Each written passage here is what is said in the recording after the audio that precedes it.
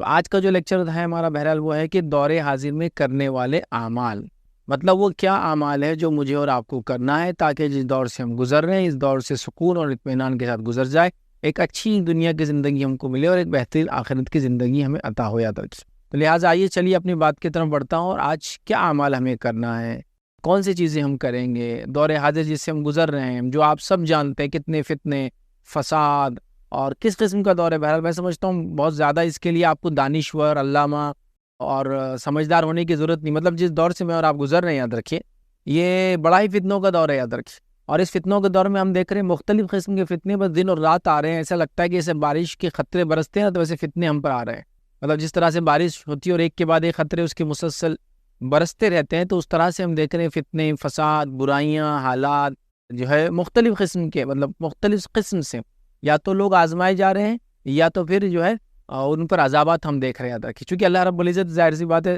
دو ہی چیزیں ہوتی ہے، یا تو خوش ہوتا ہے قوموں سے اور جن سے وہ راضی ہوتا ہے اور خوش ہوتا ہے تو ان کو آزمائش میں ڈالتا ہے، اور یا تو پھر اللہ سزا دیتا ہے ان لوگوں کو جن سے وہ ناراض رہتا ہے اور جس پر اس کا غصہ اور غضب ہوتا ہے یاد رکھیں۔ تو لہٰذا ہم جس دور سے گزر رہے ہیں بڑا فتنوں کا دور ہے یاد رکھیں، تو اس دور کے اندر وہ کیا اعمال ہے جو مجھے اور آپ کو کرنا ہے تاکہ یہ زندگی اچھے سے گزر جائے اور مرنے کے بعد کی جو زندگی ہماری آخرت کی زندگی جو اچھی گزرے۔ تو آئیے 10 پوائنٹس کی شکل میں آج آپ کے سامنے آج جس دور سے ہم گزر رہے ہیں تو اس دور میں کرنے والے کیا اعمال ہوں گے جو مجھے اور آپ کو کرنا ہے۔ تو یاد رکھیے سب سے پہلی چیز یاد رکھیے ہم جس دور سے گزر رہے ہیں یہ فتنوں کا دور ہے، تو ہمیں اللہ رب العزت ہمیشہ فتنے مطلب فتنوں کا مطلب یہ ہے کہ ہماری آزمائش کا دور ایک طرح سے، تو ہمیں اللہ رب العزت سے ہمیشہ دعا کرتے رہنا چاہیے کہ اللہ رب العزت ہمیں آزمائش سے بچائے۔ تو آج کا پہلا ہمارا پوائنٹ ہوگا یاد رکھیے کہ فتنوں سے بچنے کے لیے اللہ کی پناہ طلب کرنا، فتنوں سے بچنے کے لیے اللہ کی پناہ طلب کرنا، چونکہ جو دور سے میں اور آپ گزر رہے ہیں یہ بڑا پرفتن دور ہے، بڑا آزمائشوں کا دور ہے، یا تو پھر ہم نے اپنے اعمال کو اتنے برے کر دیے بدعملیوں کے نتیجے میں عذاب آ رہا ہے ہم پر۔ اگر ہماری آزمائش ہے تو ہم کو صبر کرنا ہے، اور اگر ہم پر عذاب ہے تو اپنے اعمال کو تبدیل کرنے کی ہمیں کوشش کرنا ہے۔ ہم دیکھ رہے ہیں لوگ پیٹے جا رہے ہیں، مارے جا رہے ہیں، لیکن وہ سمجھ نہیں پا رہے ہیں کہ یہ آزمائش اللہ کا عذاب ہے۔ عمومی طور سے اللہ کی آزمائش ان لوگوں کو ہی آتی ہے، اللہ کی آزمائش ان لوگوں کو آتی ہے یاد رکھیے جو اللہ کے مقرب بندے ہوتے ہیں، اور اللہ ان کو عذاب دیتا ہے یاد رکھیے جو لوگ اس کو ناراض کرتے ہیں۔ ظاہر سی بات ہے ہمیں ہمیشہ اللہ سے فتنوں سے جو ہے پناہ طلب کرنا چاہیے، یہ ہمارا پہلا نقطہ ہے۔ نبی اکرم صلی اللہ علیہ وسلم کے تعلق سے آتا ہے، جو ہے زید بن ثابت رضی اللہ عنہ فرماتے کہ اللہ کے رسول صلی اللہ علیہ وسلم نے ایک بار یہ ارشاد فرمائی، مسلم کی روایت ہے، آپ نے فرمایا اور کہا کہ اعوذ باللہ من الفتن ما ظہر منها وما بطن۔ آپ صلی اللہ علیہ وسلم نے صحابہ سے آ کر کہا کہ اے لوگو تم اللہ سے پناہ مانگو، کن چیزوں سے؟ من الفتن، فتنوں سے یاد رکھیے، ما ظہر جو ظاہر ہے، منہا وما بطن اور جو چھپے ہوئے ہیں۔ تو نبی اکرم صلی اللہ علیہ وسلم نے صحابہ سے کہا کہ اے لوگو فتنوں سے پناہ مانگو اللہ سے، جو ظاہر ہے اور جو چھپے ہوئے ہیں۔ چنانچہ جیسی نبی اکرم صلی اللہ علیہ وسلم کا یہ حکم صحابہ نے سنا، صحابہ نے یہ کہا جو حدیث میں آتا ہے نعوذ باللہ من الفتن ما ظہر منہا وما بطن، ہم سب پناہ مانگتے اللہ کی ان فتنوں سے جو ظاہر ہے اور جو باطن ہے۔ تو گویا اللہ کے رسول صلی اللہ علیہ وسلم نے فتنوں سے بچنے کے لیے صحابہ کو تلقین کی، اور صحابہ نے فوراً یہ دعا دہرا لی اور کہا کہ اللہ ہم پناہ میں آتے ہیں تیری جو ظاہر فتنے اور جو باطن فتنے یاد رکھیں۔ تو لہٰذا ہم بہت پرفتن دور سے گزر رہے ہیں، اس فتنے کے دور میں یاد رکھیے ہم تمام کو خوب کثرت سے اللہ سے دعا کرتے رہنا چاہیے کہ اللہ ان فتنوں سے ہمیں نجات دے، ان فتنوں میں ہمیں ثابت قدم رکھ، ان آزمائشوں کی ہمارا جو مرحلہ ہے اس کو اچھے سے گزار دے، ہم کو اس چیز کی توفیق دے کہ چونکہ آزمائش بھی تیری طرف سے آتی ہے اور آزمائش کو برداشت کرنے کی اور صبر کرنے کی توفیق بھی تیری طرف سے آتی ہے، تو لہٰذا ہمیں توفیق دے جو آزمائش تو نے دیا اس آزمائش میں ہم کھرے اترے، صحیح سے اس آزمائش سے گزرے اور یہ زندگی ہماری خیر سے گزر جائے اور آخرت میں ہمارا جو ہے بیڑا پار لگ جائے یاد رکھے۔ تو بہرحال ہمیں سب سے پہلا کام کرنا ہے فتنوں سے پناہ مانگنا ہے، یہ پہلا کام ہے دور حاضر میں کرنے والے جو اعمال ہے جو فتنوں سے ہم گزر رہے ہیں، جو فساد سے گزر رہے ہیں۔ آئیے دوسرا کام کیا کرنا ہے ہم کو دور حاضر کے اندر یاد رکھیے، وہ یہ ہے یاد رکھیے جو عمل کرنا ہے، جو اعمال کرنا ہے یاد رکھیے وہ یہ ہے یاد رکھیے کہ ہمیں توحید پر قائم رہنا ہے۔ حالانکہ تو اول پوائنٹ ہونا چاہیے، لیکن ظاہر سی بات ہے اول میں نے اس لیے رکھا کہ فتنوں سے، چونکہ فتنوں کے تعلق سے، مصیبتوں کے تعلق سے ہم دیکھ رہے ہیں تو پہلا ہو رکھا، لیکن توحید عقیدہ توحید پر ہونا ضروری ہے، اس لیے کہ اگر کوئی شخص عقیدہ توحید پر نہ ہو تو وہ آزمائش بھی اس کے لیے کچھ کام نہیں آنے والی، مطلب اس کو کوئی بینیفٹ نہیں ہونے والا آزمائشوں کا، بلکہ اس کے لیے ہو سکتا ہے سزا ہو یاد رکھیں۔ تو توحید سب سے امپورٹنٹ چیز ہے یاد رکھیں دنیا کے اندر، اگر کسی کو کوئی نعمت اللہ رب العزت عطا کی ہے اور جس نعمت کا انسان دن اور رات بھی شکر کرے تو کم ہے، وہ یہ ہے کہ اللہ رب العزت کسی بندے کو اس چیز کی ہدایت، مطلب جو نان مسلم ہے اس کو ہدایت دے دے اور کسی مسلمان کو توفیق دے دے کہ وہ توحید پر قائم رہے۔ اس سے بڑی کوئی دوسری نعمت نہیں یاد رکھیے. اگر انسان کو اللہ رب العزت ہاتھ پیر بھی نہ دے تو بھی چل جائیں گا، لیکن توحید کی نعمت دے، اس لیے کہ یہ چلی جائے تو پھر دنیا تو برباد ہوتی ہے، آخرت بھی ہو جاتی ہے. اللہ تعالیٰ مال و دولت نہ دے، غربت میں زندگی گزار دے، مگر توحید پر ہو، کامیابی ہے. اللہ تعالیٰ نے اگر مشکلوں میں زندگی گزار دی، بیماریوں میں گزار دی، تنگ دستی میں گزار دی، شہر سے بے شہر آپ کو ہونا پڑا، وطن سے بے وطن ہونا پڑا، مشکل ہو گئی، زمین پر فساد تھا آپ کے، کچھ بھی ہو، لیکن آپ نے اگر یہ کام کیا نا کہ آپ توحید پر تھے، تو باقی بیڑا انشاءاللہ العزیز پار ہے، یاد رکھیے. اور اگر توحید نہیں تھی اور دنیا عیش و آرام سے گزر گئی، مال و دولت میں گزر گئی، حکومت اور جس کو کہیں گے سب کچھ مل گیا، اولاد مل گئی، اچھا ماحول مل گیا، کھانے کو ملی نعمتیں، زمین جائیداد، یہ وہ اچھا ملک، سب کچھ مل جائے، سلطنت دنیا کی، آخرت میں جو خسارہ، یاد رکھیے. تو ہمیں توحید پر قائم رہنا ہوگا، یاد رکھیے. توحید پر باقی رہنے کی دن رات کوشش کرنا ہوگی، اور یہ بات کو جانچنا ہوگا، دیکھنا اور پرکھنا ہوگا، کہیں ایسا نہ ہو ہمارے اندر کسی بھی قسم سے توحید کی الٹ چیز، وہ کیا ہوتا ہے؟ شرک، وہ آنا جائے.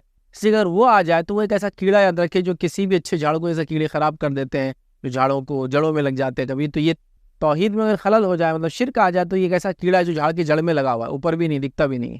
بہت اہم بات ہے، یاد رکھیے. تو دوسرا کام ہم کو کرنا ہے، توحید پر قائم رہنا ہے، چاہے حالات کسی بھی قسم کے ہو، چاہے کسی بھی حالات سے میں اور آپ گزر رہے ہوں. یہ بات کا تہیہ ہوں گا کہ توحید ہمارے ہاتھ سے کبھی نہ جائے. یاد رکھیے، چونکہ عقیدہ توحید پر ثابت قدمی یہ سب سے بڑی اللہ رب العزت کی نعمت اور دولت ہے. اس لیے کہ اللہ رب العزت نے قرآن میں دیکھی کیا فرمایا، ما اصاب من مصیبت الا باذن اللہ ومن یؤمن باللہ یہدی قلبہ واللہ بکل شیء علیم. اللہ فرماتا کہتا ہے جو مصیبت بھی آتی ہے وہ اللہ کے اذن حکم سے آتی ہے، اور جو اللہ پر ایمان لائے تو اللہ اس کے دل کو ہدایت بخشتا ہے، اور اللہ ہر چیز کو جاننے والا ہے. تو ہر مصیبت اللہ کی طرف سے آتی ہے، لیکن جو شخص ایمان لائے اللہ پر، مطلب توحید پرست ہو، تو آزمائش اللہ کی طرف سے. اگر ہم توحید پر ہوں گے اس آزمائش میں، تو اللہ کیا کریں گے؟ ہمارے دل کو ہدایت بخشیں گے. یاد رکھ، ہمیں اس مصیبت، اس مشکل، اس پریشانی، اس جو آفت یا بلا ہم پر وہ لاتا ہے، جو آزمائش لاتا ہے، اس میں ہم کو ثابت قدمی ملیں گی. یاد رکھیں، تو اللہ نے خود فرما دیا کہ اللہ کی طرف سے مصیبت آتی ہے، لیکن اللہ تعالیٰ کسی کے دل کو اگر ہدایت دے دے، کسی بندے کو ایمان پر رکھ دے، تو بہرحال اس کی اللہ کی بڑی نعمت ہے.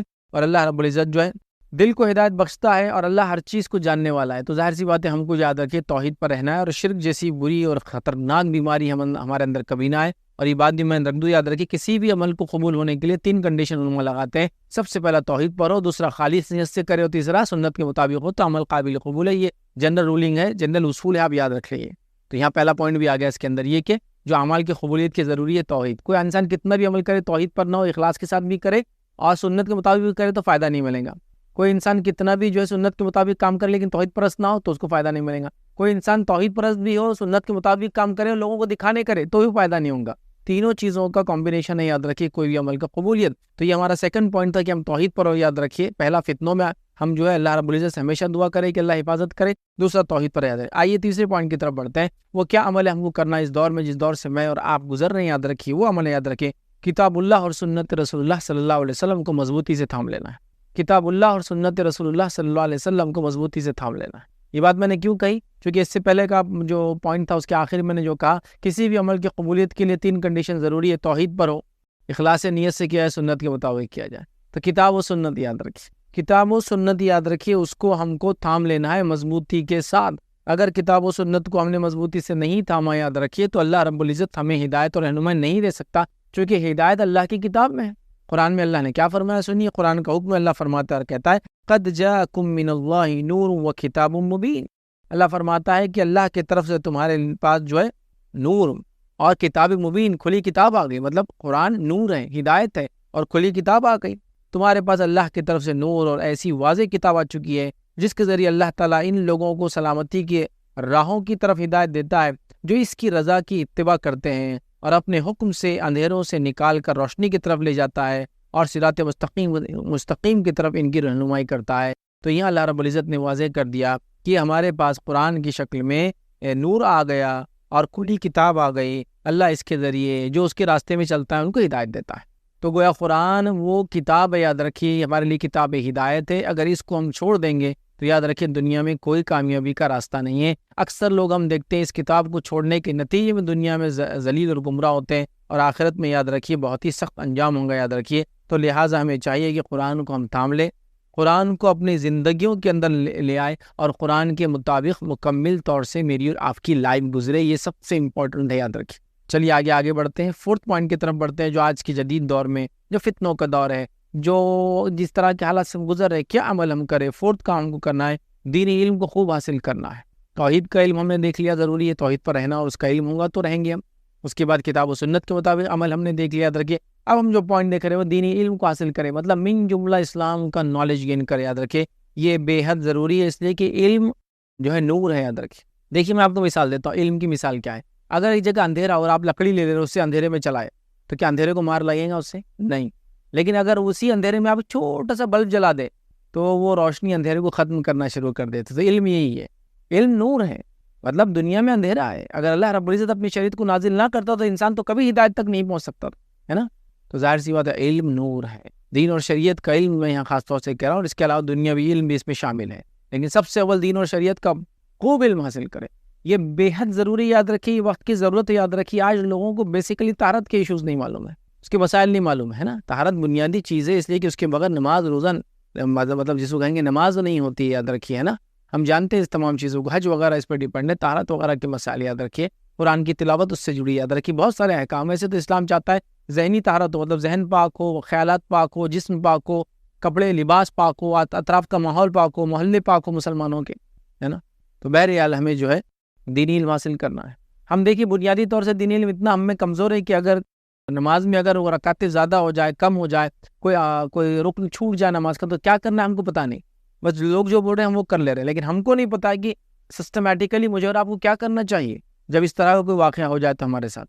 تو بہرحال یہ بڑی سوچ کی چیزیں یاد رکھیے، اس معاملے میں بہت گہرائی سے ہم کو سوچنا ہے، یاد رکھیے، اور ہمیں جو ہے اس چیز پر عمل کرنا ہے، دینی علموں کو حاصل کرنا ہے، یاد رکھیے، اس لیے کہ یاد رکھیے اللہ رب العزت نے یہ حکم سورہ توبہ میں دیا، صحابہ کے تعلق سے آتا ہے، سورہ توبہ سورہ نمبر 9 آیت نمبر 122 میں اللہ نے دیکھی کیا فرمایا، کہا اللہ نے فرمایا پھر ایسا کیوں نہ ہوا کہ ہر فرقے میں سے کچھ لوگ دین میں سمجھ پیدا کرنے کے لیے نکلتے تاکہ جب وہ ان کی طرف واپس لوٹتے تو اپنے گھروں کو برے انجام سے ڈراتے، اس طرح شاید وہ برے کاموں سے بچتے رہتے۔ مطلب ایسا کیوں نہیں ہوا کہ صحابہ جہاں جن علاقوں سے تھے وہ کیوں نہیں آئے اور دین کا علم کیوں نہیں حاصل کیا، تاکہ وہ علم حاصل کرتے دین کا اور پھر جا کر اپنے گھر والوں کو سکھاتے۔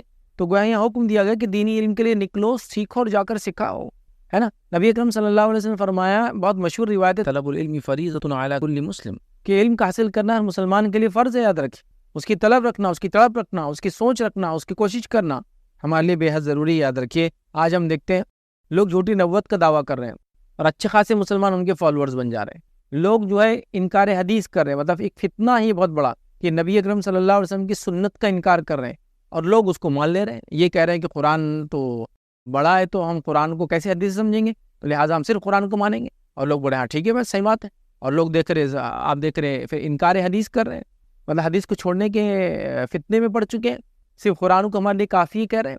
حالانکہ نبی اکرم صلی اللہ علیہ وسلم نے اس بات کی وضاحت کر دی تھی حدیث میں کہ ایک زمانہ آئے گا تم میں سے کچھ لوگ تکیوں سے ٹیک لگا کر بیٹھیں گے اور کہیں گے جو اللہ کی کتاب میں حرام ہے وہ حرام ہے اور جو اللہ کی کتاب میں حلال ہے وہ حلال ہے، ٹھیک ہے۔ تو آپ صلی اللہ علیہ وسلم یاد رکھو، جن چیزوں کو میں بھی حلال قرار دوں، حرام قرار دوں، یہ ویسے ہی جیسے اللہ کی کتاب میں حلال و حرام قرار دیا ہے۔ لیکن آج ہم دیکھ رہے ہیں لوگ فتنے میں پڑ رہے، کیوں؟ علم کی کمی کی وجہ سے، طہارت کے مسائل نہیں معلوم، روزے اور نماز کے مسائل نہیں معلوم۔ جو لوگ ریگولر نماز پڑھ رہے ہیں ان کو یہ نہیں پتا کہ نماز میں سجدے سہو اور وغیرہ وغیرہ وغیرہ کے مسائل کیا ہے، یہ بہت ہائی ٹائم ہے، اندر رکھیے۔ ہم یہ سب گمراہیوں سے، اندھیروں سے، فتنوں سے، فساد سے اگر نکلنا چاہتے ہیں تو دین کا علم حاصل کرے اور اس کو عام کر دے ہر طرف۔ لوگ اپنے دین کو سمجھتے ہو، اس کے مسائل، اس کی باریکیوں کو جانتے ہو، اور وہ باتیں جو ایک فرد کے لیے جاننا بے حد ضروری ہے، موٹی موٹی جو باتیں جس کو کہیں گے، جیسے ہم فرائض کو ادا کرنا، تو فرائض کو ادا کرنا سب کے لیے ضروری ہے، تو اس کے بارے میں اس کے مسائل جاننا سب کے لیے ضروری ہے، کب ہوتے ہیں کب نہیں ہوتے، کیسے ہوتے، کن حالت میں چھوڑ سکتے، کن حالت میں کر سکتے، اگر کر رہے ہیں تو کب توڑ سکتے، اگر توڑے تو کفارہ کیا ہوگا، فدیہ کیا ہوگا، اس کی قضا کیا ہوں گی، سب معلوم ہونا چاہیے۔ لیکن آج ہم دیکھیے کچھ بھی نہیں پتا ہے لوگوں کو۔ تو میں نے یہاں تک دیکھا کہ حج کو جاتے ہیں اور اچھی خاصی تبلیغ رقمیں بھر کے حج کو جاتے ہیں اور انہیں حج کے مسائل کے بارے میں 100 روپے کی کتاب خرید کے کبھی پڑھی نہیں۔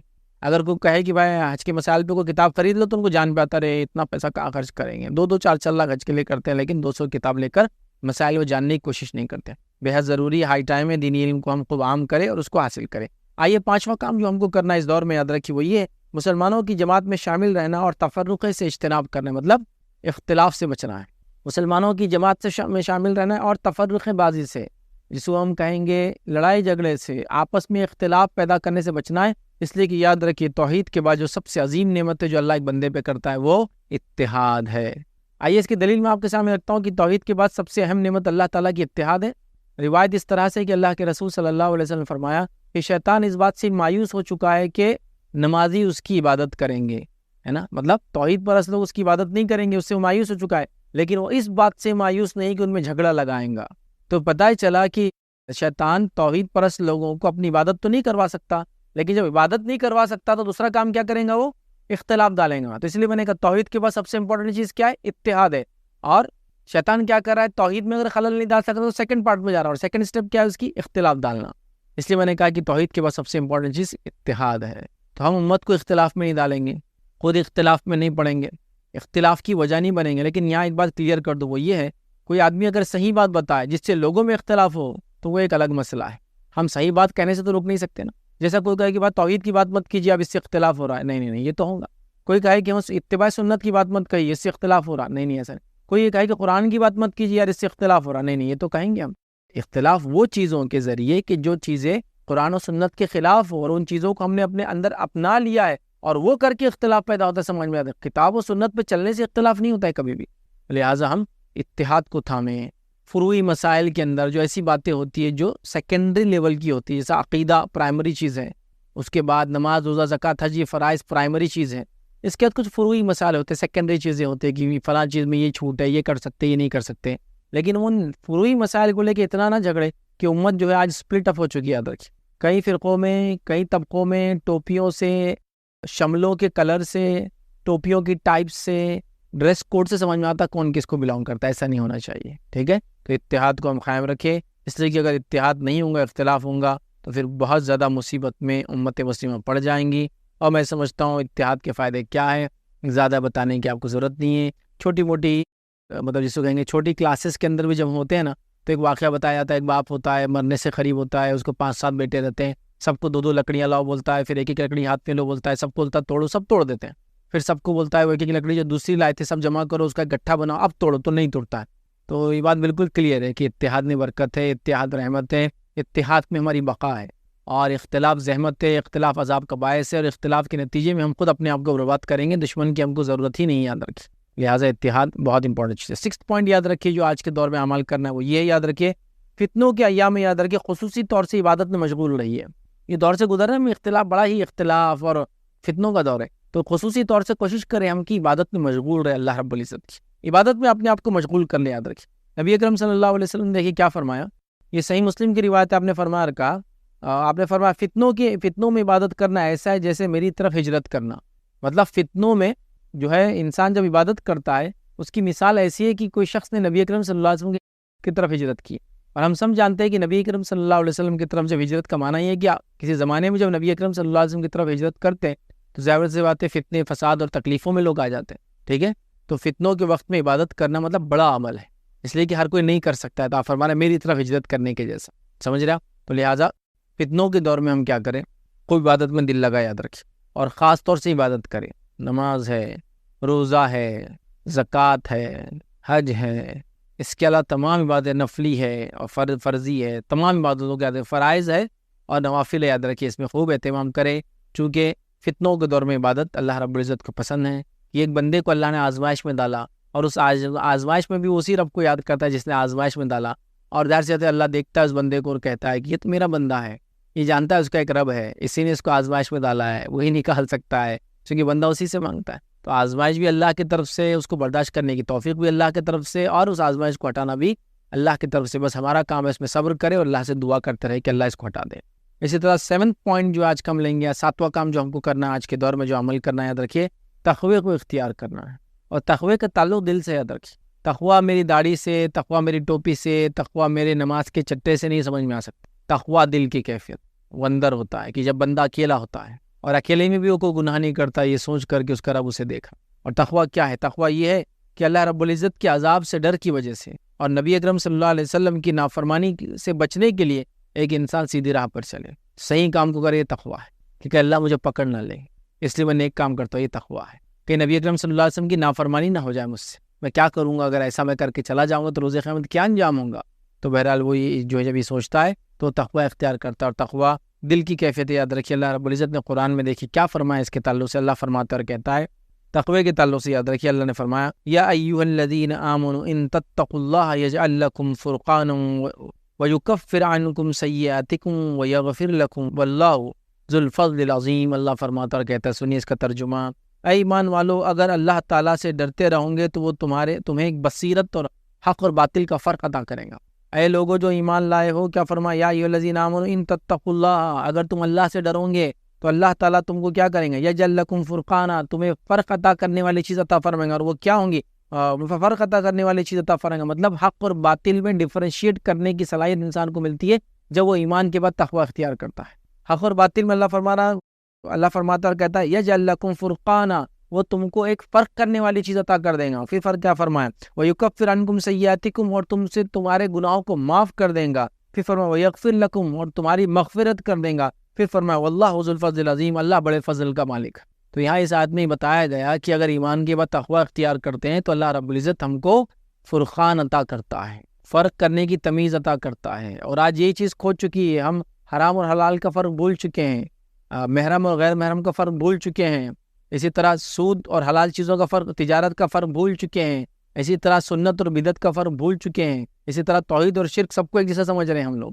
تو یہ فرقان جو ڈفرینشیٹ کرنے والی چیز ہے، جو کسوٹی ہے، جو کرائٹیرین ہے، وہ تب ملیں گا جب ایمان لانے کے بعد ہم تقوی اختیار کریں گے تو اللہ ہم کو فرقان عطا کریں گا، اور فرقان عطا کرنے کے نتیجے میں کیا ہوگا معلوم آپ کو، اللہ رب العزت ہم کو سمجھ دے دیں گا، قرآن مطلب اچھائی و برائی کی، اور اس کے بعد ہمارے گناہوں کو معاف کریں گے، ہماری مغفرت کریں گے۔ اللہ بڑے فضل کا مالک ہے، اللہ کے لیے تمام چیزیں آسان ہیں۔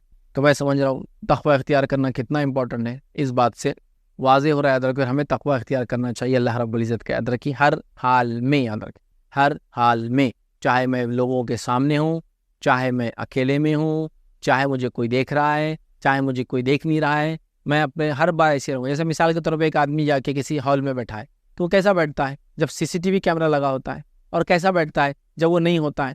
لیکن اگر آپ کو یہ بتاؤ کہ CCTV کیمرہ ہمیشہ لگا ہے تو آپ صحیح کام کرتے ہیں نا، غلطیوں سے بچتے ہیں۔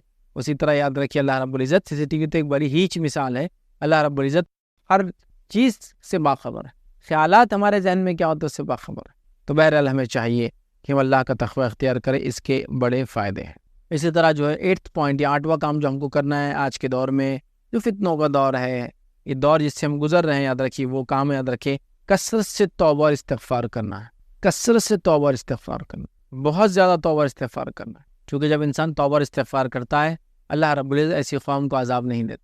آئیے اللہ کیا فرماتا ہے قرآن کے اندر، سنیے اللہ فرماتا ہے کہتا ہے سورہ انفال سورہ نمبر جو ہے 8 اور آیت نمبر 33 میں اللہ فرماتا ہے کہتا ہے وَمَا كَانَ اللَّهُ مُعَذِّبَهُمْ وَهُمْ يَسْتَغْفِرُونَ، کہ اللہ تعالیٰ کیوں کسی قوم کو عذاب دیں گا جبکہ وہ اس سے معافی مانگتے استغفار کرتے ہیں۔ کیا فرمایا اللہ نے، وَمَا كَانَ اللَّهُ مُعَذِّبَهُمْ، اللہ کو کیا پڑی کسی قوم کو عذاب دینے کی، وَهُمْ يَسْتَغْفِرُونَ، جبکہ وہ اس سے اپنے گناہوں کی معافی طلب کرتے ہیں۔ تو گناہوں کی معافی طلب کرنا بڑا عمل ہے، ہمیں ہمیشہ گناہوں سے معافی مانگتے رہنا چاہیے، ہر پل، ہر بار، ہر وقت، اٹھتے بیٹھتے سوتے جاگتے۔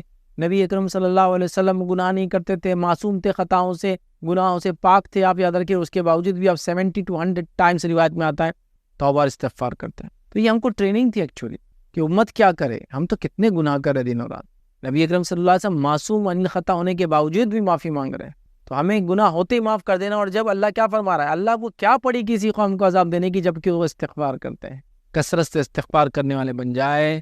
استغفار کے ان گنت فائدے یاد رکھیے، میں جو ٹاپک آپ کے سامنے رکھ رہا ہوں یاد رکھیے، 8 پوائنٹ ہے اور آگے اور 2 بھی ہے، یہ ہر پوائنٹ پہ میرا ایک کمپلیٹ لیکچر ہے۔ تقویٰ آپ اس سے پورا کمپلیٹ لیکچر ہے میرا، صبر اس پہ کمپلیٹ لیکچر ہے، ٹھیک ہے، توبہ استغفار اس پہ کمپلیٹ لیکچر ہے، آپ کوئی بھی پوائنٹ اٹھا لیجیے اس کے اندر سے، علم اس پہ کمپلیٹ لیکچر ہے، علم کی اہمیت، تو ہر پوائنٹ پہ یاد رکھیے میرا ایک کمپلیٹ مکمل لیکچر ہے، ٹھیک ہے۔ تو آپ ان کو تلاش کیجیے، جیسے پناہ مانگنے والی دعائیں ساری ملیں گے آپ کو، پورے جتنے پوائنٹس ہیں اس پہ لیکچر سے، ٹھیک ہے۔ تو خاص طور سے توبہ اور استغفار۔ توبہ کا میننگ کیا ہے، ایک راستے سے چل رہا تھا انسان، وہ راستے سے پلٹ گیا، مطلب گناہوں کے راستے پہ تھا، اپنے آپ کو پلٹ گیا، نیکی کی طرف مڑ گیا۔ استغفار کیا ہے، توبہ کرنے کے بعد وہ اپنے گناہوں سے معافی چاہتا ہے اپنے رب سے، اور جو گناہ ہو چکے اس کی معافی چاہتا ہے، اور جس حالت سے گزر رہا ہے اس میں معافی مانگتا ہے، اور آنے والی زندگی میں گناہ نہ ہو بول کے معافی مانگتا ہے۔ سمجھ رہا بات؟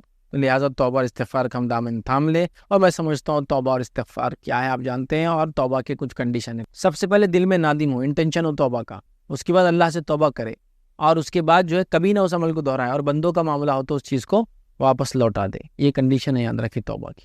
لہٰذا ہمیں توبہ کرنا ہے اور کثرت سے استغفار کرنا. آئیے آگے بڑھتے ہیں.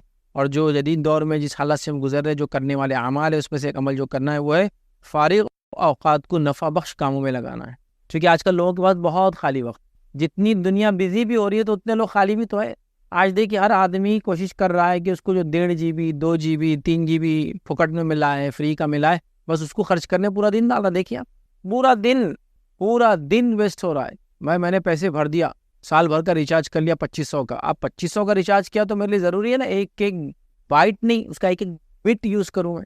تو بس لگا ہے وہ جتنے GB اس کو فری ملا کھپا رہا ہے اس کو. بس بھائی وہ ایک بنڈل ایک پیکیج ہے، لے لیا آپ نے، ختم. آپ کو جتنی ضرورت ہے کیجیے، باقی بند. لیکن فالتو میں وقت ضائع کیا جا رہا ہے. کچھ لوگوں کی مصروفیت کا یہ عالم یاد رکھے کہ ان کے ذرہ برابر بھی ٹائم نہیں ہے، اور کچھ لوگوں کے خالی وقت کا یہ عالم یاد رکھے کہ ان کا اتنا وقت ہے کہ وہ اپنے وقت کو کہاں ضائع کرے اس پہ پریشانی معلوم. ہاؤ ٹو ویسٹ ٹائم، اس کے لیے تیاریاں چل رہی کہ وقت کو برباد کیسے کرے، یاد رکھیں. ٹھیک ہے، لوگوں کے پاس اتنا خالی وقت ہے، اسی کو انتہا نہیں. ہم اپنے خالی وقت کو فارغ اوقات کو نفع بخش کاموں میں لگائے، دین اور دنیا کے فائدے میں لگائے، دین حاصل کرے، دنیا بھی حاصل کرے، دین پر عمل کر کے عبادتیں کرنے کا معاملہ کرے، اور دنیا کا علم حاصل کر کے دنیا میں کچھ حلال کمانے کا وہ کرے، لوگوں کو فائدہ پہنچانے کی کوشش کرے، ماحول کو صاف کرنے کی کوشش کرے، اطراف میں علم پھیلانے کی کوشش کرے، خود علم حاصل کرے، دوسروں کو علم دے، لوگوں کے لیے سماجی خدمت کرے، لوگوں کی ہیلپ کرے، مدد کرے، تعاون کرے، جو کچھ ہو سکتا ہے. بہرحال بہت امپورٹنٹ ہے، یاد رکھیے. آج امت مسلمہ کے پاس خالی وقت اتنا زیادہ ہے، نوجوان یوتھس کے پاس خاص طور سے، اسپیشلی جو ایجوکیشن میں آج کل تو اسکولنگ ایجوکیشن بھی آن لائن چل رہا ہے، کالج وغیرہ بھی آن لائن چل رہے ہیں. بچے 2 سال سے اسکول اور کالج کی صورت نہیں دیکھے، یاد رکھے. لیکن یہ 2 سال میں کیا کنسٹرکٹیو کیا؟ بس ایک چیز کی کہ انسان نے اپنے جسم پہ چربی چڑھا لیا 2 سال میں. بس پڑھے ہیں، بس کھا رہے پی رہے اور اوبیس بن گئے ہیں. کوئی ہنر نہیں، کوئی فن نہیں، کوئی ایکسٹرا کیریکولم ایکٹیویٹی نہیں، کوئی اسکل ڈیولپمنٹ نہیں، کچھ بھی نہیں. خالی وقت کو برباد کرے تو اپنے خالی وقت کو صحیح کاموں میں لگاؤ، اللہ کے ذکر میں لگاؤ، تلاوت قرآن میں لگاؤ، اللہ کی عبادت میں لگاؤ، اسکول کالج کا نالج حاصل کرنے میں لگاؤ. اس کے علاوہ جتنے بینیفیشل نالج ہے اس کو گین کرو، نالج کو ڈیسیمنیٹ لوگوں میں پھیلاؤ، لوگوں کے اندر اچھی عادتوں کو ڈالنے کی کوشش کرو، لوگوں کو اچھائی کا حکم دو، برائی سے روکو. کیا کچھ نہیں کرنا ہے ہم کو. آج امت مسلمہ ایجوکیشن میں کہاں ہے دیکھیے آپ، بزنس میں کہاں ہے آپ دیکھیے آپ، دنیا کے اندر کیا حال ہے ہمارا. تو اپنے خالی وقت کو، فارغ اوقات کو صحیح جگہ لگانا بہت بہت امپورٹنٹ چیز ہے، اس کو ذہن میں رکھیں. آئیے 10واں اور آخری پوائنٹ جو میں آپ کے سامنے آج رکھوں گا وہ یہ ہوں گا، آج جو اعمال جو ہم کو کرنا ہے، جن دور سے ہم گزر رہے ہیں، اس میں صبر کرنا اور جلد بازی سے کام نہ لینا. صبر کرنا، صبر بڑی اہم چیز ہے، یاد رکھیں. چونکہ اللہ کی مدد کا تعلق صبر سے ہے. اللہ کی مدد صبر کے بعد آتی ہے، یاد رکھیے. کوئی تکلیف آئی، کوئی مصیبت آئی، دکھ آئی، پریشانی آئی، فتنہ آیا، بیماری آئی، بزنس ڈوب گیا، سب کچھ ہوا، صبر کرنا ہے، نتیجہ ہے مدد آئی اللہ تعالیٰ کی. آئیے نبی اکرم صلی اللہ علیہ وسلم کیا فرماتے ہیں، یاد رکھیے. حدیث کے الفاظ دیکھیے. اس طرح سے آپ صلی اللہ علیہ وسلم فرمایا اور کہا، اور یقین کر لو مدد صبر کے ساتھ آتی ہے، اور یقین کر لو اللہ کی مدد صبر کے ساتھ آتی ہے. اور پھر فرمائے، اور پریشانی کی بات خوشحالی یقینی ہے، مطلب پریشانی کے بعد اچھا وقت اللہ تعالیٰ لاتا ہے، اور ہر تنگی آسانی اور آسودگی کو لاتی ہے. ہر تنگی اس کے بعد فراوانی کو لاتی ہے، مطلب جب پریشانی میں ہوں گے، تنگی میں ہوں گے تو اس کا اچھا دور بھی آئے گا. تو یہاں جو بات بیان کی، اور یقین کر لو مدد صبر کے ساتھ آتی ہے، مطلب اللہ تعالیٰ کی طرف سے مدد تبھی ملتی ہے جب بندہ صبر کرتا ہے. یاد رکھیے بغیر صبر کے اللہ کی مدد نہیں آتی. بات یاد رکھیے. تو ہمیں صبر کرنے والا بننا ہے، اور صبر ایک اللہ رب العزت کی طرف سے عطا کردہ بڑی عظیم نعمت ہے. یاد رکھیے. میں اپنے لیکچر سے بار بار کہتا ہوں، 2 نعمتیں ایسی جس کو مل جائے اللہ کی بڑا جس کو کہیں گے فضل ہے اس بندے پر. پہلا ہے صبر اور دوسرا شکر. صبر اور شکر بڑے عظیم نعمت ہے. اور نبی اکرم صلی اللہ علیہ وسلم اس کو یوں بیان کر فرمایا، مومن کا معاملہ بھی بڑا عجیب ہے. مومن کا معاملہ بڑا عجیب ہے کہ جب اللہ اس کو فراوانی دیتا ہے، خوشحالی دیتا ہے، اچھائی دیتا ہے، تو اس کا شکر ادا کرتا ہے، اور یہ اس کے لیے اچھی بات ہے، اجر دیتے، اس سے اس کو ثواب ملتا ہے. اور جب اللہ اس کو آزماتا ہے تو اس میں صبر کرتا ہے، اور اس کی وجہ سے بھی اس کو ثواب اور اجر ملتا ہے. تو گویا ہمارے کو اللہ نے اگر کچھ دیا تو اس کا شکر ادا کیجیے، اس پہ ثواب ملتا ہے، اور اگر مصیبت میں ڈالا تو صبر کیجیے، اس کا بھی ثواب ملتا ہے. تو صبر بڑا امپورٹنٹ پوائنٹ ہے، یاد رکھیے. تو ہمیں خوب سے خوب صبر کرنا چاہیے، یاد رکھیے. اور جلد بازی سے کام نہیں لینا چاہیے، کیونکہ جلد بازی سے کام لینے کے چکر میں یاد رکھیے بہت سی بار اچھے خاصے کام برباد ہو جاتے، بگڑ جاتے، تحریکیں برباد ہو جاتی ہے، ملک برباد ہو جاتے، انسٹیٹیوشنز برباد ہو جاتے، شخصیتیں برباد ہو جاتی، گھر برباد ہو جاتا ہے نا. بیوی کو شوہر نے کسی حال میں دیکھ لیا، بغیر پوچھے کہ وہ ایسا کیوں اور کیا، طلاق دے دی. بس صبر کرتا، تھوڑا پوچھ لیتا ہے کیا ہوا. کسی قوم کے بارے میں کسی قوم نے افواہ اڑا دی، فلاں لوگوں نے فلاں کیا، بغیر صبر کیا آپ نے کچھ بھی کر دیا، بعد میں پچھتا رہے کہ غلطی کیسے ہوگی ہم سے. صبر بڑی اہم چیز ہے، یاد رکھیے صبر بڑی اہم چیز ہے. تو صبر کا دامن کبھی نہ چھوڑے اور جلد بازی سے بالکل بھی کام نہ لے. آج کے دور میں جو کہ فیک نیوز کا دور ہے، آج کا دور جھوٹ بولنے کا دور ہے، آج کے دور میں کوئی کسی کو قتل کرتا ہے، کوئی مرتا ہے، کوئی مارتا ہے، کسی کو پتہ نہیں کیا ہو رہا ہے. تو اس دور میں یاد رکھیے صبر بڑی اہم چیز ہے، یاد رکھیے. اور صبر کے ساتھ راسخ علم کے ساتھ قدم اٹھانے کی ضرورت ہے. یہ ہماری باتوں، fake news, media, social media, what's app university کا دور ہے بہرحال، جس کے اندر بہت ہی کچھ بھی چالو، یاد رکھیے کوئی اتھینٹسٹی نہیں، یاد رکھے. تو لہٰذا صبر بڑی اہم چیز ہے، یاد رکھیے. صبر بیماری پر، صبر تکلیف پر، صبر موت پر، صبر فتنے پر، صبر فساد پر، صبر بزنس کے ڈوبنے پر، صبر کسی اعضاء کے کھونے پر، صبر ہر چیز پر صبر ہے، یاد رکھیے. اور صبر کا بڑا اجر ہے، یاد رکھیے. تو لہٰذا ہم صبر کریں. تو یہ 10 پوائنٹس تھے، یاد رکھیے، جو آج میں نے مناسب سمجھے دور حاضر میں کرنے والے اعمال. پہلا ہم نے دیکھا فتنوں کے اندر ہم جو اللہ سے مدد طلب کریں، ہمیشہ دعا کریں کہ اللہ فتنوں کو ہٹائے ہم سے دور. دوسرا ہم نے دیکھا عقیدہ توحید پر راسخ رہے. تیسرا ہم نے دیکھا کتاب و سنت کو مضبوطی سے ساملے. چوتھی بات ہم نے جو سیکھی، یاد رکھیے، دیکھا جو عمل کرنا ہے، یاد رکھیے دینی علم کو خوب حاصل کرے. 5th پوائنٹ دیکھا ہم نے مسلمانوں کی جماعت سے جڑے رہے اور اختلاف سے بچتے رہے. 6th پوائنٹ جو آج ہم نے دیکھا، یاد رکھیے، وہ یہ تھا کہ فتنوں کے ایام میں خصوصی طور پہ عبادت کرے اللہ تعالیٰ کی. 7th پوائنٹ ہم نے دیکھا تقوی اختیار کرے. 8th پوائنٹ ہم نے دیکھا، یاد رکھیے، کثرت سے توبہ استغفار کرے. 9th پوائنٹ دیکھا فارغ وقت کو، ایمٹی ٹائم کو، خالی ٹائم کو، فری ٹائم کو صحیح جگہ استعمال کرے. اور 10th پوائنٹ ہم نے صبر دیکھا. بہرحال یہ 10 پوائنٹ تھے جو میں نے مناسب سمجھے آپ کے سامنے رکھوں. اللہ رب العزت سے دعا ہے کہ اللہ سبحانہ تعالیٰ جو کچھ کہا سنا گیا اسے عمل کی توفیق عطا فرمائے. اللہ رب العزت ہم مسلمانوں کو اس فتنے فساد کے دور سے آسانی کے ساتھ نکال دے، ہماری دنیا کو بھی خیر کر، ہمارے لیے آخرت بھی خیر کر. اسی پہ اپنی بات کو میں ختم کروں گا. وآخر دعوانا الحمد للہ رب العالمین. سبحان ربک رب العزت عما یصفون وسلام علی المرسلین والحمد للہ رب العالمین. مطلب کس حد تک کوئی انسان روزے چھوڑ سکتا ہے؟ مطلب اگر اسے ڈاکٹر نے کہا ہے کہ آپ روزے نہیں رکھ سکتے ہو، کیا وہ اس بات پہ نہیں رہ سکتا ہے روزہ کے مطلب، یا ہمیں اور کچھ بھی اس کے لیے کرنا چاہیے؟ دیکھیے اگر کوئی انسان رمضان آ رہا ہے، سوال ہے بہن کا کہ روزے رکھنے کا کیا معاملہ ہے. اگر ڈاکٹر ریکمینڈ کرے کہ روزے نہ رکھے کسی وجہ سے تو کیا کرے؟ تو دیکھیے اگر انسان بیمار ہو تو وہ روزہ چھوڑ سکتا ہے. قرآن نے کہا کہ اگر انسان مسافر ہو، سفر میں ہو یا بیمار ہو تو وہ روزے چھوڑ دے اور اس کی گنتی بعد میں پوری کر لے. تو جو ڈاکٹر آپ کو کہہ رہا ہے کہ روزے مت رکھو، کیا وجہ سے کہہ رہا ہے آپ کو پوچھنا چاہیے. اگر ڈاکٹر کہہ رہا ہے کہ اگر آپ روزے رکھیں گے تو آپ کی جان کو خطرہ ہو سکتا ہے، کسی باڈی پارٹ کو خطرہ ہو سکتا ہے، یا آپ کو سیویئر کوئی ڈیمیج ہو سکتا ہے، یا کوئی کرٹیکل کنڈیشن میں آپ جا سکتے ہیں، تو ڈاکٹر کی ریکمنڈیشن پہ آپ روزے پھر چھوڑ سکتے ہیں، یاد رکھیں. ٹھیک ہے، تو آپ ڈاکٹر سے یہ پوچھیں مطلب کہ وہ کیوں منع کر رہا ہے، اور اس کے بعد یہ بھی پوچھے اگر وہ منع کر رہا ہے تو کیا صرف رمضان کے حد تک نہ رکھوں یا بعد میں کنٹینیو اس کو کر سکتا ہوں. جیسا فار ایگزامپل کہ ابھی جو شہر میں میں رہتا ہوں اورنگ آباد، یہاں گرمی بہت زیادہ ہوتی ہے گرمیوں کے دنوں میں، جیسا ابھی ٹیمپریچر 38 39 40 تک جاتا ہے.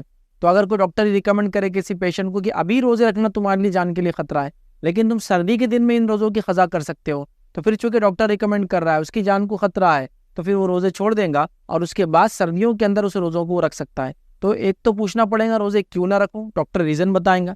تو آپ روزے چھوڑنا، اگر ڈاکٹر ریکمنڈ کر رہا ہے کہ آپ کی جان کو خطرہ ہے مت رکھیے تو آپ پھر مت رکھیے. اس کے بعد کیا بعد میں رکھ سکتے ہیں، اس سے یہ بھی پوچھیے مطلب بعد میں کب رکھ سکتے ہیں، پھر مطلب کون سا موسم، کیسی حالت کے بعد، جیسا کہ 3 مہینے دوا کھا لیجیے پھر رکھ سکتے ہیں، 6 مہینے کے بعد انشاءاللہ رکھ سکتے ہیں، اگلے سال سے پہلے رکھ سکتے ہیں، وہ پوچھ لیجیے. تو پھر وہ کر لیجیے کہ آپ قضا کر لیجیے اس کو جو روزے بیماری کی وجہ سے چھوڑتے ہیں. اور اگر ایسی بیماری ہے کہ وہ ختم ہی نہیں ہو رہی ہے بعد رمضان بھی، تو پھر آپ فدیہ دے دیجیے. مطلب چانسز نہیں ہے کہ پھر کبھی صحت ملے.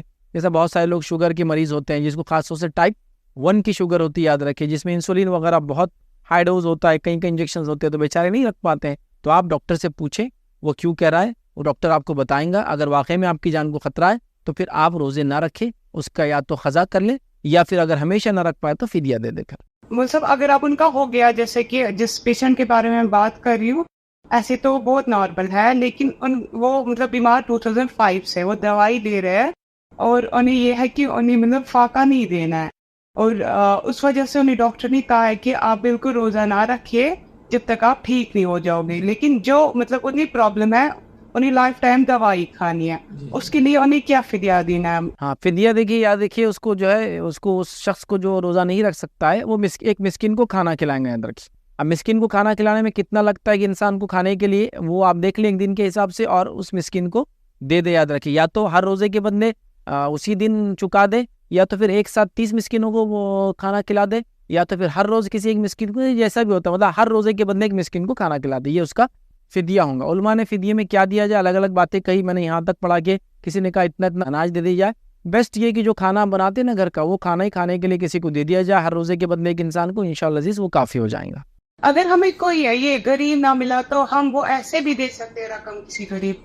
نہیں, غریب کو آپ کھلائیے, غریب نہ ملے تو دوسرے ایریے میں دیجیے, آپ جہاں غریب ہے موجود, آپ کے آس پاس نہیں ہے تو کہیں اور علاقے میں دیجیے انشاءاللہ. مطلب اماؤنٹ نہیں ہم دے سکتے ہیں. اماؤنٹ پھر وہ کھانا کھائے, مطلب اگر آپ اماؤنٹ دے رہے تو وہ کھانا کھائے. اب اماؤنٹ دیں گے اور وہ کھانا نہیں کھا کے کچھ استعمال کر لے تو اس کے بہتر ہے کہ تو اس کو مسکین کو کھانا کھلانے کا حکم ہے, تو ہمیں وہ کھانا ہی کھلانا چاہیے, یہی بیٹر ہے. اماؤنٹ وغیرہ یہ مجبوری کہ اس میں آپ علماء سے فتاوے لے سکتے ہیں کہ ہے ہی نہیں کیا کریں, وہ ایک الگ شکل ہے, لیکن ابھی تو میں ریکمینڈ کروں گا آپ غریب کو تلاش کریں اور اس کو کھلا دے گا. شکریہ, جزاک اللہ. السلام علیکم. وعلیکم السلام. کیا عورتیں اعتکاف کر سکتی ہیں گھر میں؟ دیکھیے, عورتوں کے اعتکاف کے تعلق سے جو مسئلہ ہے یاد رکھیے وہ یہ ہے کہ عورتوں کا اعتکاف بھی مردوں کے جیسا مسجد میں ہی ہوگا, یاد رکھیے. تو آپ کیا کریں, جس علاقے میں رہتے ہیں مسجد کمیٹی وغیرہ کو بولیں کہ عورتوں کے لیے بھی اعتکاف کا انتظام کیا جائے. نبی اکرم صلی اللہ علیہ وسلم کے گھر جو حجرے تھے وہ مسجد نبوی کے پیچھے تھے بالکل, لیکن اس کے باوجود بھی کہ مسجد نبوی کے بالکل باؤنڈری پہ لگے ہوئے آپ کے حجرے تھے, امہات المومنین کے خیمے مسجد نبوی کے احاطے میں لگائے جاتے تھے جب وہ اعتکاف کرتی تھی. اسی لیے ایک روایت بڑی مشہور ہے نا کہ ایک امہات المومنین میں سے ایک نے ام المومنین نے خیمہ لگایا, پھر دوسری نے لگایا, پھر تیسری نے لگایا, دیکھا دیکھ تینوں لگا دی. اللہ کے رسول صلی اللہ علیہ وسلم اس عمل سے ناراض ہوئی کہ دیکھا دیکھی کیا, کہا سب کے نکال دو, یہ بار مت کرو اس لیے کہ تم نے ایک دوسرے کے دیکھا دیکھی میں کیا. حالانکہ گھر پیچھے ہے, باؤنڈری پر ہے, پھر بھی گھر میں نہیں کرتے ہوئے مسجد میں کیا. میں بھی یہی کہوں گا کہ مسجد میں ہی اعتکاف کرنا چاہیے عورتوں نے بھی. جی میرا سوال ہے کہ ہمارے اپنے گھر میں یہاں ہم نے بنائی ہے مطلب درسگاہ, اس کے اوپر مسجد بنائی, تو وہ ہم استعمال کر سکتے ہیں, اوپر مسجد نیچے درسگاہ؟ مطلب اوپر کے فلور پر مسجد ہے اور نیچے کے فلور پہ درسگاہ ہے, یہ بولنا چاہ رہے ہیں؟ جی جی جی, نیچے درسگاہ اوپر بنایا مسجد. اب اپنا صحن میں ہے, مطلب اپنے صحن میں ہے. تو دیکھیے اعتکاف لیکن مسجد میں ہوں گا, یاد رکھیے. تو مطلب جو علاقہ ہے وہ مسجد کہلائے. جیسا فار ایگزامپل مسجد نبوی میں آگے مسجد تھی نبی اکرم صلی اللہ علیہ وسلم کے زمانے میں, جیسا مسجد نبوی آگے مسجد تھی اور پیچھے آپ کے حجرے تھے, بیچ میں جگہ تھی, صحن تھا, تو وہ مسجد کا ہی پارٹ تھا. تو اعتکاف مسجد میں ہے, تو اگر آپ وہ نیچے کے حصے کو مسجد کاؤنٹ کرتے تو وہاں بھی ہو سکتا ہے, لیکن اگر اس کو مسجد میں کاؤنٹ نہیں ہوتا, چونکہ آج کل کیا ہوتا ہے فلور وائز چیزیں بدل جاتی ہے. اب جیسے بڑے بڑے شہروں میں تو ایسا ہوتا ہے کہ فرسٹ فلور پر مسجد, سیکنڈ تھرڈ اور اوپر کے فلورز پہ پوری بلڈنگ میں لوگ رہتے ہیں, یا پارکنگس ہوتی ہے, یا نیچے کبھی ہوتے ہیں مسجد اور اس کے اوپر بلڈنگ ہوتی ہے, تو فلور وائز مسجد کاؤنٹ ہوں گی. تو کوئی یہ نہیں سوچ سکتا کہ مسجد کے اوپر والے فلور پہ میں اعتکاف کر لوں, وہ اس کا گھر ہے. تو اگر اس جگہ کو جو صحن ہے یا نیچے اوپر ہے اس کو مسجد میں ہی کاؤنٹ کیا جاتا ہے تو آپ وہاں بھی اعتکاف کر سکتے ہیں. بٹ اگر وہ مسجد میں کاؤنٹ نہیں ہوتا ہے تو پھر وہاں اعتکاف نہیں ہوگا, یاد رکھیے. السلام علیکم ورحمۃ اللہ وبرکاتہ. وعلیکم السلام ورحمۃ اللہ وبرکاتہ. جی استاد محترم, میں نے عالمہ کورس کیا ہے, ویسے تو عالمہ نہیں کہلاؤں گی کیونکہ اسٹوڈنٹ ہوں, مرتے دم تک اسٹوڈنٹ ہی رہوں گی. تو وہ جس میں گاؤں میں ایک یہاں پہ شادی ہوئی ہے میری, تو یہاں پہ نا زیادہ یہ بدعت شرک و بدعت بہت زیادہ ہے, اور میں دعوت جب دینا چاہتی ہوں تو نہیں دیتے مجھے, مطلب آگے نہیں آنے دیں دیتے, بولتے ہیں کہ اہل حدیث ہے اس کو پیچھے رکھو, یہ وہاں بھی ہے. میرا بہت دل دکھتا ہے, مگر میں یہ کہنا چاہتی ہوں کہ روز محشر میں مجھے اس بات کا بھی سوال تو نہیں کیا جائے گا کہ آپ نے دعوت کو پھیلایا کیوں نہیں, آپ تو ایک منتخب, اللہ تعالیٰ نے مجھے چنا تھا اس کام کے لیے, تو آپ نے یہ کام آگے کیوں نہیں کیا. مگر مجھے بہت ایذا پہنچتا ہے, لوگوں سے تانے سننے پڑتے ہیں, آگے پہنچ نہیں پاتی ہوں, قرآن نہیں پڑھا پاتی ہوں باقیوں کو کہ وہ بھاگ جاتے ہیں. دیکھیے جو آپ نے سوال کیا ہے کہ آپ جو ہے قرآن و سنت کو ماننے والے ہیں, تو لوگ آپ کو اہل حدیث کہہ کر آپ سے علم حاصل نہیں کر رہے ہیں, آپ دینا چاہتے ہیں تو آپ سے لیتے نہیں ہیں, آپ سے دور بھاگ جاتے ہیں اور آپ کو روکا جا رہا ہے. تو آپ کا سوال یہ بہن کا کہ کیا میں کوشش کر رہی ہوں تو کیا اللہ پوچھیں گا تو نہیں, میری پکڑ تو نہیں ہوگا. دیکھیے آپ کی جو کوشش ہے بس میں آپ وہ کرتے رہیے, لوگوں کو جو رویہ اختیار کرنا وہ اختیار کرتے رہیں گے. اللہ تعالیٰ آپ کی کوششوں کو دیکھیں گا, اس کے نتیجے کو نہیں دیکھیں گا, مطلب رزلٹ کو نہیں دیکھیں گا, آپ کی کیا شدت تھی اس کام کے لیے. تو آپ کی تڑپ ہے دل میں کہ میں یہاں کام کروں, آپ جانتے ہیں کہ یہ لوگ غلط کام کریں, آپ چاہتے ہیں کہ ان کے اندر اچھا کام کریں, بٹ وہ لوگ راضی نہیں ہیں. تو بہرحال آپ نے اپنا کام کر دیا, اب آپ مایوس نہ ہو, اور جہاں موقع ملے, جیسے موقع ملے, حکمت کے ساتھ ضروری ہے, چونکہ آپ کے علاقے میں وہ آپ کی بات نہیں مان رہے, مطلب وہ آپ کو کسی ایک طبقے یا فرقے سے کنیکٹ کر رہے ہیں, مطلب وہ سمجھ رہے ہیں کہ آپ ان میں سے نہیں ہیں, آپ اہل حدیث ہیں, آپ فلاں ہیں, آپ سلفی ہیں, ایسے ہیں. تو یہاں بڑے حکمت کے ساتھ آپ کو ان کے اندر پینیٹریٹ ہونا ہوگا اور بہت اچھے اور احسن طریقے سے ان تک بات پہنچانی ہوں گی. لیکن سب کچھ کرنے کے بعد بھی اگر وہ بات کو نہ مانے, جیسا قرآن میں اللہ نے حکم دیا نا, ادعو الی سبیل ربک بالحکمۃ والموعظۃ الحسنہ وجادلہم باللتی احسن, تو ان کو اچھی اچھی باتوں, مطلب اللہ کی راہ کی طرف بلاؤ, ان کو حکمت کے ساتھ اور اچھی نصیحت کے ساتھ, اور اگر ان سے کبھی بحث مباحثہ ہو جائے, حق بات بتانے میں تو اچھے انداز سے کرو. تو اگر یہ سب کرنے کے بعد بھی وہ لوگ نہ مانے تو پھر آپ چھوڑ دیں. آپ اپنا کام کر دیا, جو ان کو کرنا تھا وہ کریں گے انشاءاللہ. اللہ کے پاس آپ کی پوچھ اور پکڑ نہیں یاد رکھی. اسی طرح ایک بات میں یہ کہنا چاہوں گا, جو لوگ ہم سے سوال کر رہے ہیں, میں امید کرتا ہوں کہ یہ سوال جو آپ کے ہیں یہ ریکارڈ ہوتے ہیں اور مختلف پلیٹ فارمز میں جاتے ہیں, تو آپ کو اس سے کوئی مسئلہ نہیں ہوگا انشاءاللہ. چونکہ ہم لوگ بھی وائس وغیرہ آپ لوگوں کی ریکارڈ کرتے ہیں تاکہ بعد میں لوگ اس سے بینیفٹ لیں. سوال جو آپ کی شکل میں, شکلیں تو کسی کی دکھتی نہیں ماشاءاللہ, آواز آتی ہے, تو امید کرتا ہوں آپ لوگوں کو اس سے کوئی مسئلہ نہیں ہوگا انشاءاللہ. السلام علیکم ورحمۃ اللہ وبرکاتہ. وعلیکم السلام. رمضان میں جو عورتوں کو روزے چھوڑتے ہیں, اس کی وجہ سے کیا ہم ان کی قضا شوال کے مہینے میں کر سکتے ہیں, یا جو وہ شوال کے 6 دن ہوتے ہیں وہ ہم رکھ سکتے ہیں؟ دیکھیے سوال آیا کہ اگر خواتین کے روزے چھوٹ جاتے ہیں مینسس کی وجہ سے, حیض کی وجہ سے, تو جب بعد میں شوال میں روزے رکھتے ہیں تو کیا وہ 6 روزے کے بدلے رمضان کے روزے رکھیں, یا اگر رمضان کے روزے نہ رکھ سکے تو کیا شوال کے بھی نہ رکھیں؟ دیکھیے ماں عائشہ فرماتی ہے کہ رمضان میں ان کے روزے چھوٹ جاتے تھے, امہات المومنین کے روزے چھوٹ جاتے تھے, اور وہ فرماتی ہے کہ اگلے سال مطلب آنے والے سال کا رمضان قریب آ جاتا, مطلب شعبان آ جاتا, اور تب ہم ان روزوں کو مکمل کرتی. تو پتہ چلا ایک طرح سے 11 منتھس لگ جاتے ان کو, جیسا کہ رمضان میں چھوٹتے پھر اگلا پورا رمضان سے لے کر تو شوال سے لے کر تو شعبان آ جاتا, تب وہ کہتی تب تک کچھ روزے باقی رہتے تھے. تو اس کا مطلب یہ ہوا کہ وہ لوگ بھی شوال میں روزے کسی وجہ سے نہیں رکھ پاتے تھے, لیکن یہ بات تو ہم کو پتہ ہے کہ محرم کے روزے رکھتے تھے 9-10 کا, اسی طرح ذوالحجہ کے روزے رکھتے تھے 9 کا خاص طور سے, ہے نا, تو دوسرے روزے رکھتے. تو پتہ یہ چلا کہ آپ چاہے تو یہ بھی کر سکتے کہ شوال کے اندر آپ کے قضا روزے پہلے کریں پھر شوال کے روزے رکھیں, یا آپ کو ایسا بھی کر سکتے کہ آپ شوال کے روزے پہلے رکھ لیں, کیونکہ شوال کے روزے شوال سے جڑے ہوئے 6 روزے شوال میں رکھنا ہے تو, اور باقی حالانکہ رمضان کی قضا کو تو آپ کو سال بھر ہے, جو آپ کو بیٹر لگے کرے. مطلب آپ کو لگتا ہے کہ ابھی شوال کے 6 رکھ لوں پھر اگلے مہینے میں رمضان کے رکھوں گی, یہ بھی چلیں گا. آپ یہ سوچتے ہیں کہ پہلے رمضان کے رکھ لوں پھر شوال کے 6 رکھوں گی, یہ بھی چلیں گا. یہ ڈیپینڈ ہے, لیکن آپ کے لیے رمضان کے لیے پورا 1 سال ہے, جبکہ شوال کے لیے صرف 30 دن ہوتے ہیں. اب آپ اس میں دونوں میں سے جو کرنا چاہیں, یا تو یہ بھی رکھے وہ بھی کرے, یا پہلے رمضان کے رکھے پھر شوال کے, یا تو شوال کے شوال میں رکھے رمضان کے اس کے بعد کے. لیکن اس بات کو یاد رکھے کہ آنے والے رمضان سے پہلے اس کو کر دینا, جیسے کہ اگر یہ رمضان میں روزے چھوٹتے ہیں تو آنے والے شعبان تک آپ کو اس کو رکھ لینا چاہیے. السلام علیکم ورحمۃ اللہ. وعلیکم السلام ورحمۃ اللہ وبرکاتہ. جی اپنا سوال بتائیں. استاد جی میری ماں گزر گئی ہے 2017 میں, تو استاد اب مجھے جانا عمرہ پہ, بٹ پہلی بار جا رہی ہوں, میں نے اس سے پہلے کبھی نہیں کیا عمرہ, تو میں نیت یہ کر رہی ہوں کہ میں ان کے بدلے کروں گی, کیا میں ان کے بدلے کر سکتی ہوں؟ تو دیکھیے عمرہ بدل اور حج بدل, بہن کا سوال تھا کہ ان کی والدہ کے بدلے عمرہ کرنا چاہتی ہے, تو عمرہ بدل اور حج بدل کے لیے جو شخص عمرہ کر رہا ہے یا حج کر رہا ہے اس کا پہلے سے عمرہ یا حج ہونا ضروری ہے. تو اگر آپ عمرہ کرنے جا رہے ہیں کسی میت کی طرف سے تو آپ کا عمرہ پہلے سے ہوا ہونا ضروری ہے, اور اگر آپ حج کرنے جا رہے ہیں میت کی طرف سے تو آپ کا حج ہوا ہونا ضروری ہے. تو لہٰذا اگر آپ عمرے کے لیے جا رہے ہیں تو ابھی آپ کیا کریں, آپ کی والدہ کے عمرے کی نیت سے نہیں, اپنے عمرے کی نیت سے نکلے گھر سے, وہاں جا کے اپنا عمرہ مکمل کرے, اور اپنا عمرہ مکمل کرنے کے بعد پھر آپ کو دوسرا موقع ملے تو اپنی والدہ کا عمرہ کرے اس میں, لیکن آپ والدہ کی نیت سے نہ نکلے اگر آپ کا عمرہ نہیں ہوا ہے تو. لیکن اگر آپ نے پہلے عمرہ کر چکا ہے سمجھ لیجئے, تو پھر آپ کو کیا کرنا ہے, والدہ کی نیت سے جانا ہے, اور والدہ کا بھی عمرہ کرنا ہے, اور موقع ملے تو پھر اپنی عمرے بھی اور آپ اضافی کر سکتے ہیں.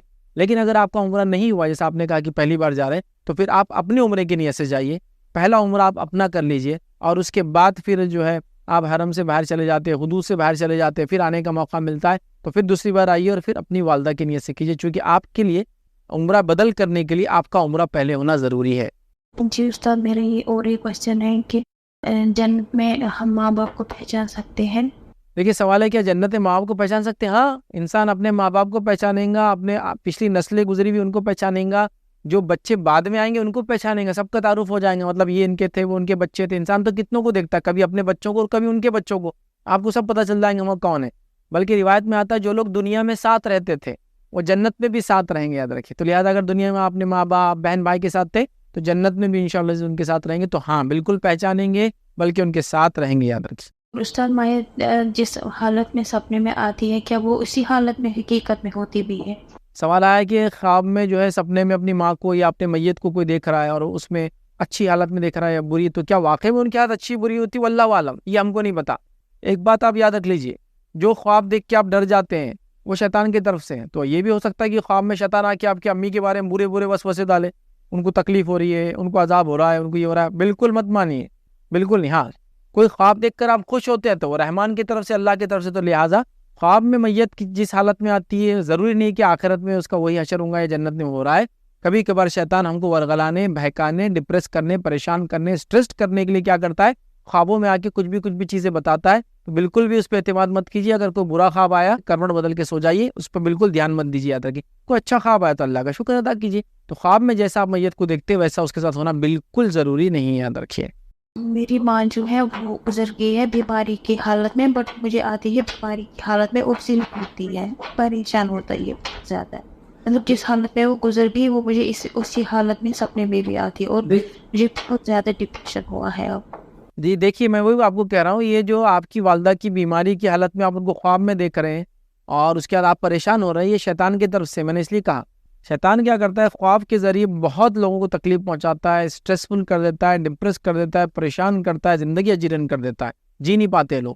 تو آپ بالکل بھی اس کیفیت کو مت دیکھیے. اعوذ باللہ من الشیطان الرجیم پڑھیے، اس کو چھوڑیے، اپنی والدہ کے لیے توبہ کیجیے، استغفار کیجیے. مومنوں کا استغفار دوسروں کے لیے قبول ہوتا ہے، ایک دوسرے کے لیے. ان کے لیے توبہ کیجیے، ان کی طرف سے استغفار کیجیے، صدقات وغیرہ دیجیے، خیرات دیجیے. ان کی اچھی باتیں جو ان کے اندر تھی اس کو لوگوں سے بیان کیجیے. کوئی اچھا کام کرے گا تو اس کو آگے بڑھائیے. یہ سب بہرحال آپ کو ان کے لیے کرنا ہے، لیکن یہ آپ ان کی وہ کیفیت دیکھ کے بالکل ڈپریس نہ ہو. اس کو بالکل شیطان کا وسوسہ سمجھ کے چھوڑ دیں اس کو. السلام علیکم. وعلیکم السلام ورحمۃ اللہ وبرکاتہ. جن کا مانا جائز ہے کہ نہیں، مطلب موکل کو اپنے ساتھ رکھنا. بھائی کا سوال ہے کیا موکل کو جو جن وغیرہ ساتھ ہو رکھنے کا لوگ دعویٰ کرتے ہیں وہ رکھنا جائز ہے؟ نہیں. تو یاد رکھیں کسی بھی جن کو اپنے قبضے میں رکھنا جائز نہیں ہے. اور دوسرا جن انسان کے قبضے میں آتا ہی نہیں ہے، چونکہ جو مخلوق چھپی ہوئی ہے اس کو آپ کنٹرول کیسا کریں گے؟ جیسا میں وہ انسان ہوں، میں دکھتا ہوں، گوشت پوش کا بنا ہوں، جن تو دکھتے بھی نہیں. اب جو دکھتا نہیں میں بول رہا ہوں میرے قبضے میں، وہ بولتا ہے آپ کو آپ کے قبضے میں، وہ ہوتا نہیں لیکن آپ کے قبضے میں. وہ دعویٰ کرتا ہے کہ وہ آپ کے قبضے میں، لیکن وہ آپ کو اپنے قبضے میں رکھ کے کام لیتا ہے عام طور سے. تو موکل کا رکھنا جائز نہیں ہے، شرن درست نہیں ہے. میرا مطلب یہ ہے کہ اگر کسی میں جن غصہ ہوا ہوگا، میرا مطلب یہ ہے کہ وہ اس کو اپنے کنٹرول میں کر سکتا ہے کہ نہیں. نہیں، اگر آپ کے اندر بھی کوئی جن ہے تو اس کو آپ کنٹرول میں نہیں کر سکتے. مطلب کنٹرول میں کر سکتا ہے کیا؟ آپ یہ کوشچن کرنا چاہ رہے کہ میں ایسا کروں کیا، یا ایسا ہو سکتا ہے تو میں کروں؟ تو مت کیجیے، اس لیے کہ اللہ نے ان کو آزاد بنایا، ہم کو آزاد بنایا. وہ اپنی زندگی جیے، ہم اپنی زندگی جیئیں گے انشاءاللہ. تو اس کو کنٹرول میں مت کیجیے، بس اس کو یہ کہیے کہ آپ کے جسم سے نکل جائے. اگر وہ آپ کی بات سنتا ہے یہی کافی ہے انشاءاللہ. السلام علیکم سر. وعلیکم السلام ورحمۃ اللہ. میرا سوال یہ ہے کہ روزہ فرض ہونے کی کیا شرائط؟ دیکھیے روزہ فرض ہونے کے لیے کہ انسان جو ہے مسلمان ہو، عاقل ہو، عقل والا ہو، مطلب پاگل وغیرہ نہ ہو، بالغ ہو، یاد رکھیے، تو اس کو روزہ اس کے اوپر فرض ہے. پھر چاہے وہ مرد ہو، چاہے عورت ہو، چاہے آزاد ہو، چاہے غلام ہو، سب رکھیں گے روزہ. پھر یاد رکھیے تو لہٰذا بالغ ہو، مسلمان ہو پہلے تو، پھر بالغ ہو، اڈلٹ ہو، مطلب اسلامکلی جب نماز فرض ہوتی تب روزہ بھی فرض ہو جاتا ہے، یاد رکھیے. اور اس کے ساتھ ساتھ جو ہے وہ عقل مند بھی ہو، یاد رکھیے. تو بس اس پہ روزہ ہو جاتا ہے. پھر باقی سب کنڈیشنل ہے کہ بیمار نہ ہو، مسافر نہ ہو، تو کنڈیشنل. لیکن یہ تین چیزیں اگر ہو جائے تو روزہ انسان انشاءاللہ عزیز رکھ سکتا ہے. جزاک اللہ. السلام علیکم ورحمۃ اللہ. وعلیکم السلام ورحمۃ اللہ وبرکاتہ. سر یہ جو آن لائن پیسے کمانا، آن لائن ٹریڈنگ کر کے کسی بھی ایپ سے، سر یہ جائز ہے یا نہیں؟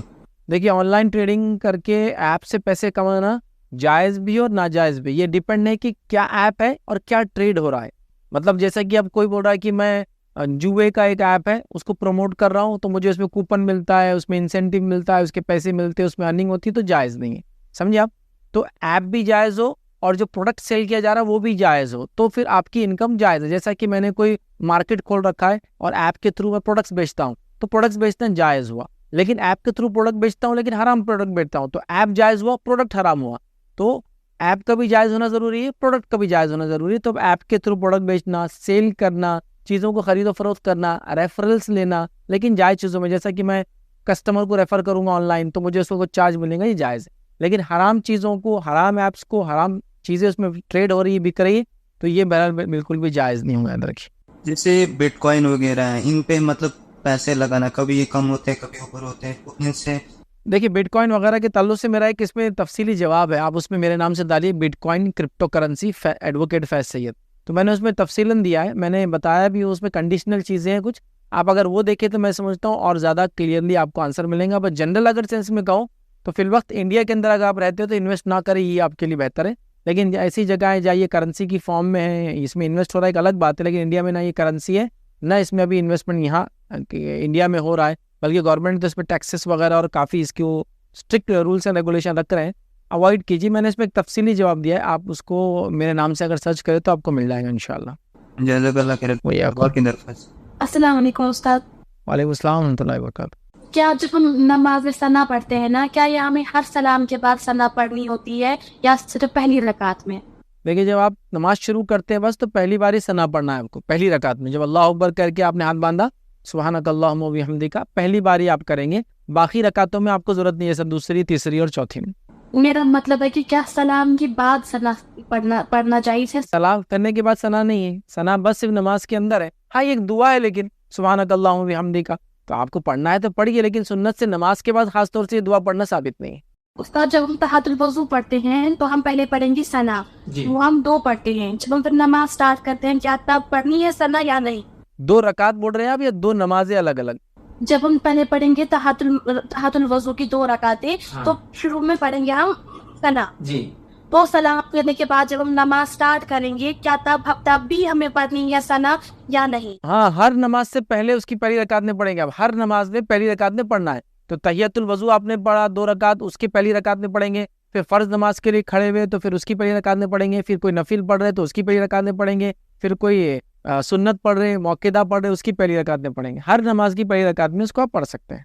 अच्छा, हर एक नमाज सलाम करने के बाद सना पढ़नी? हर एक नमाज के शुरू में सना पढ़ सकते हैं आप. पहली रकात जब आप बांधते अल्लाह अकबर तो सना पढ़ सकते हैं, चाहे सुन्नत हो, फर्ज हो, नफिल हो, चाहे आप कई अलग अलग पढ़ रहे हो 2 करके, तो हर 2 की पहली रकात में आप सना पढ़ सकते हैं. मतलब कि अगर हम छोटे अल्फाजों में कहेंगे, मतलब हर सलाम के बाद जब हम सलाम फेरते हैं तो फिर हमें सना पढ़नी है. इस सलाम के बाद नहीं हो, मतलब जब अस्सलाम वालेकुम रहमतुल्लाह अस्सलाम इसके बाद नहीं पढ़ना है. आप रकात बांध रहे हैं जब, और उसके बाद पढ़ना है. जी.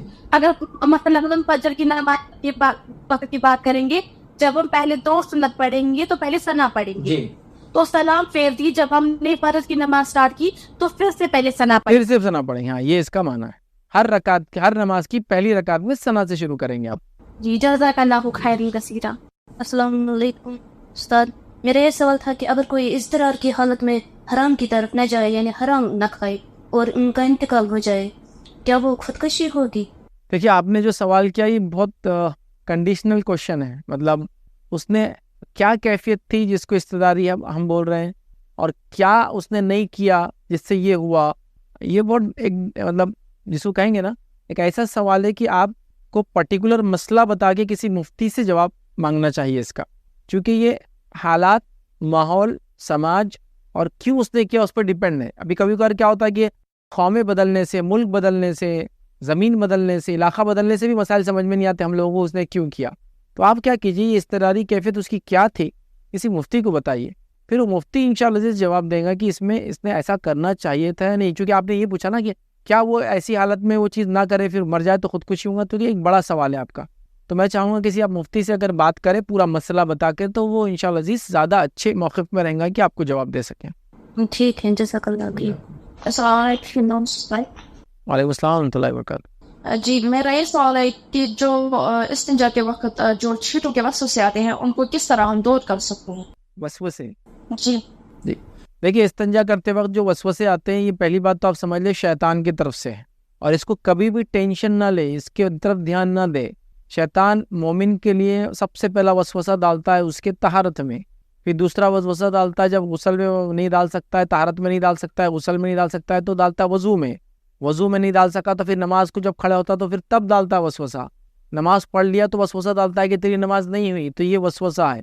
अब क्या करें इसके लिए? समझो आप इस्तिंजा के लिए गए, आपने तहारत कर ली, तहारत करने के बाद आप समझ लीजिए वहाँ से हट रहे हैं, तो अब शैतान वसवसा डाल रहा है, पैर पे छींटे उड़े होंगे, कपड़े पे छींटे उड़े होंगे, यहाँ लगे होंगे, वहाँ लगे होंगे, तो आप उसकी बातों पे ध्यान मत दीजिए. इस्लाम यकीन पर वो करता है, शक पर नहीं. तो आपको यकीन हो पेशाब कहीं लगा तो आप उतने हिस्से को धो सकते हैं, या गिलाजत लगी तो धो सकते हैं, लेकिन आप शक पे मत कीजिए कि यहाँ छींटे उड़े होंगे, यहाँ उड़े होंगे, कपड़ों पे उड़े होंगे, चप्पल पे उड़े होंगे, यहाँ फला.